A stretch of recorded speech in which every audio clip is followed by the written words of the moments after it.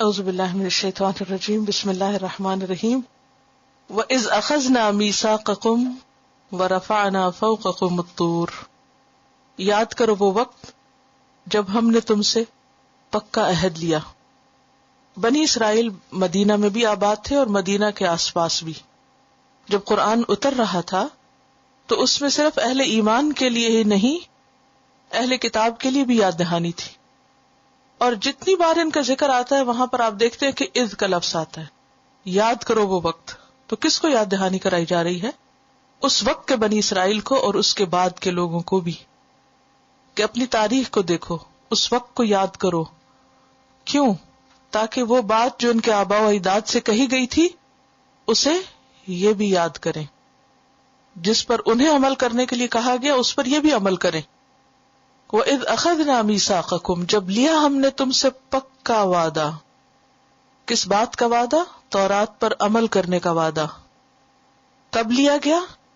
جب ان کے اندر عمل کی کمزوری آ گئی، جب انہوں نے اللہ کی کتاب سے غفلت برتنا شروع کی، جب اللہ کی آیات کو اپنی پیٹھ پیچھے ڈال دیا۔ اور کس طرح یہ وعدہ لیا گیا؟ وَرَفَعْنَا فَوْقَكُمُ الطُّورَ، اٹھایا ہم نے تم پر طور کو، یعنی کوہ طور کو ان کے سروں کے اوپر چھتری کی طرح چھا کے ان سے عہد لیا گیا۔ سوچئے کہ ایک پہاڑ زمین سے اکھیڑا جائے اور اٹھا کر ان کے سروں پر مسلط کیا جائے۔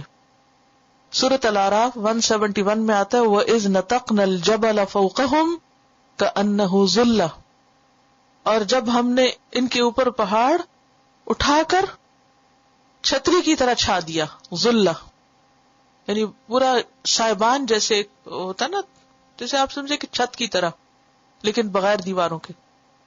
امیجن کرے تھوڑی دیر کے لیے کہ آپ کسی میدان میں کھڑے ہیں اور یکا یک ایک پہاڑ اپنی جگہ سے اٹھتا ہے اور آپ کے سر پہ آ کے معلق ہو جاتا ہے۔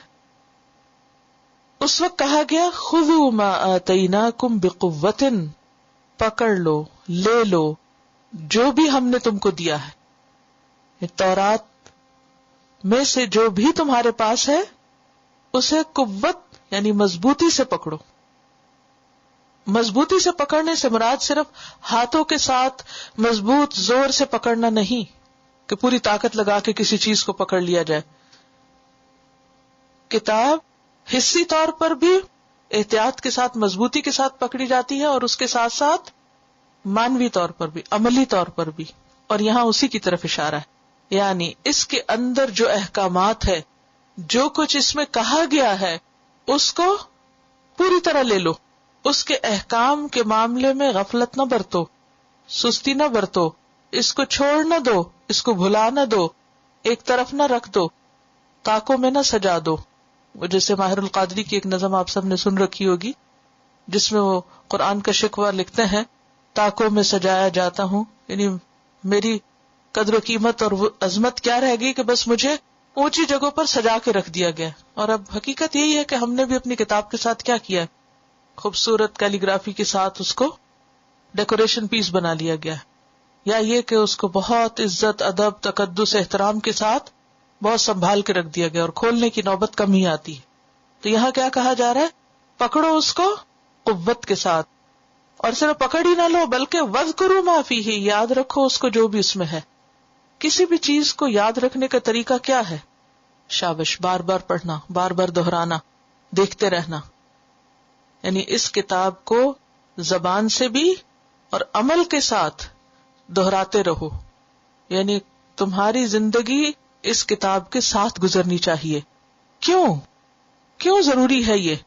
لعلکم تتقون، تاکہ تمہارے اندر تقوی پیدا ہو۔ پیچھے آپ پڑھ چکے ہیں کہ جب تمام انسانوں کو اللہ کی عبادت کا حکم دیا گیا، یا ایھا الناس اعبدوا ربکم، اے لوگو اپنے رب کی عبادت کرو، تو وجہ کیا بتائے گی کہ عبادت کیوں کرو؟ لعلکم تتقون، تاکہ تمہارے اندر تقوی آئے، خدا کا ڈر آئے، خدا کے احکامات کی اطاعت کا طریقہ آئے اور اس کی نافرمانی سے بچ سکو۔ یہی تقوی ہوتا ہے نا، اللہ کی اطاعت کرنا اور نافرمانی سے بچنا، تاکہ انسان آخرت کی مصیبت سے بچ سکے۔ لعلکم تتقون۔ اسی طرح قرآن مجید میں جہاں روزوں کی فرضیت کا ذکر آتا ہے یا ایھا الذین آمنوا کتب علیکم الصیام کما کتب علی الذین من قبلکم لعلکم تتقون. تو عبادت کا مقصود کیا ہے؟ تقوی پیدا ہو. اس آیت سے کئی ایک باتیں ہمیں پتہ چلتی ہیں. نمبر ایک یہ کہ اس میں بنی اسرائیل سے پکا وعدہ لیا گیا کتاب پر عمل کرنے کا، کتاب کو پڑھنے کا اور اس پر عمل کرنے کا. نمبر دو کہ وہ وعدہ محض زبانی وعدہ نہیں تھا بلکہ عملی طور پر پہاڑ کو ان کے سر پہ مسلط کر کے وعدہ لیا گیا کہ مانتے ہو کہ نہیں ورنہ یہ پہاڑ تمہارے سروں پہ گرے گا آ کے. یہاں یہ بات بھی پتہ چلتی ہے کہ اللہ سبحانہ تعالی ہر چیز پر قادر ہے. وہ چاہے تو ایک کن کہہ کے پہاڑ کو اٹھا دے اور لوگوں کے سر پہ کھڑا کر دے اور بغیر کسی ٹیک سہارے کے اس کو کھڑا رکھے، ٹکائے رکھے. سمجھانا تو ضروری ہے. مثلاً آپ اپنے بچے کو کہتے ہیں کہ یہ کام کرو، اگر وہ نہیں کرتا تو آپ آنکھیں نکال کے کہتے ہیں یا کان پکڑ کے کہتے ہیں یہ کچھ، تو کیا نہیں کہنا چاہیے؟ کہنا چاہیے، تاکہ بڑے ہو کے وہ یہ نہ کہے کہ آپ نے مجھے کیوں نہیں سمجھایا. آپ مجھے سمجھاتے تو اللہ تعالیٰ تو حجت تمام کر رہے ہیں کہ کوئی یہ نہ کہے کہ ہمیں بتایا نہیں گیا. بعض اوقات کسی کو صرف الفاظ اثر کر جاتے ہیں اور بعض لوگوں کو الفاظ کے ساتھ سختی بھی چاہیے ہوتی ہے.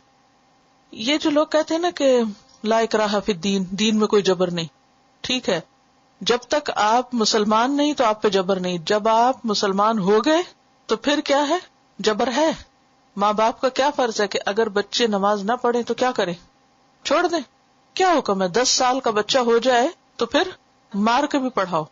اب کوئی کہے ایسی نماز کا کیا فائدہ جو مار کے پڑھائی جائے، کیونکہ ابھی اس کی عقل اتنی میچور نہیں کہ وہ اپنے نفع نقصان کو سمجھ سکے. ابھی اس کو نصیحت کے ساتھ مار کی بھی ضرورت ہے، حتیٰ کہ وہ عقل کی پختگی کی عمر کو پہنچ جائے، پھر اپنے خود فیصلہ کر لے کہ اسے کچھ کرنا ہے یا نہیں، پھر اللہ کے ہاں جواب دے. جب تک وہ چھوٹا ہے تو بنی اسرائیل بھی ابھی اتنے میچور نہیں ہوئے تھے، تو ان کو صرف زبان سے نہیں بلکہ عملی طور پر ڈانٹ کے اور ایک پہاڑ سر پہ مسلط کر کے سمجھایا جا رہا ہے کہ لے لو اس کتاب کو مضبوطی سے. اس آیت سے یہ بات پتہ چلتی ہے کہ یہ بات صرف بنی اسرائیل کے لیے کہ عام حکم ہمارے لیے بھی ہے. ہمیں بھی اس سے نصیحت پکڑنی چاہیے کہ اللہ سبحانہ تعالیٰ نے جو کتاب ہمیں دی ہے وہ پکڑنے کے لیے ہے اور مضبوطی سے پکڑنے کے لیے. یہ نہیں کہ انسان دل چاہے تو پڑھ لے، نہیں دل چاہتا تو نہ پڑھے. نہیں، وَاذْكُرُوا مَا فِيهِ، اسے پڑھتے رہو، اس کی تلاوت کرتے رہو. کچھ لوگ کہتے ہیں کیا فائدہ تلاوت کا؟ آپ کو نہیں پتا ہر وقت کیا ہمارے دل کا حال ایک ہی ہوتا ہے؟ نہیں ہوتا. دل الٹ پلٹ ہوتا رہتا ہے.